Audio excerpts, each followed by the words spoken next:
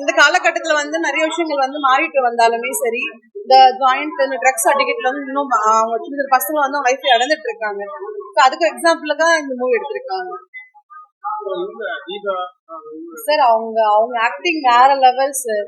Unexpected. நாங்க இந்த மாதிரி சொல்லிட்டு எதிர்பார்க்க அவங்க ஆக்டிங் இருக்குன்னு சொல்லிட்டு கம்பேக் தான். அதாவது ஒரு பேரண்ட்ஸோட வலி எவ்வளவு இருக்குன்றத அவங்க காமிச்சிருக்காங்க.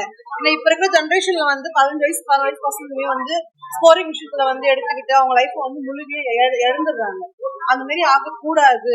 இப்ப யாராவது கெட்டதுன்னு சொல்லிட்டு போய் அவங்க போய் அது பண்ணக்கூட சொன்னாலுமே அவங்கதான் அகேன்ஸ்டா பேசுவாங்க. தப்பு பண்றவங்களுக்கு யாருமே இன்னும் இது பண்ணாதீங்கன்னு சொல்ல போறது பண்ண மாட்டாங்க. அவங்களுக்கு ஃபேவரபிளான விஷயங்கள் போயிட்டு இருக்கு. ஏன்னா பேக்ரவுண்ட்ல மணின்ற விஷயம் நிக்குது. அதேதான் இங்க இப்ப ரியாலிட்டி நடக்கிற விஷயங்களும் மூவி இல்லாம எடுத்துக்கிட்டு இருக்கு சார். சில விஷயங்கள் இருக்கு அங்கங்க கொடுத்துருக்காங்க.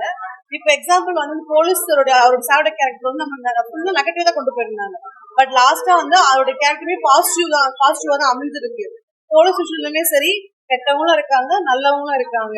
அதாவது கண்ணால் பார்ப்பதும் போய் காதால் கேட்பதும் போய் தீர விசாரிக்கிறதுக்கு இது ஒரு எக்ஸாம்பிள்.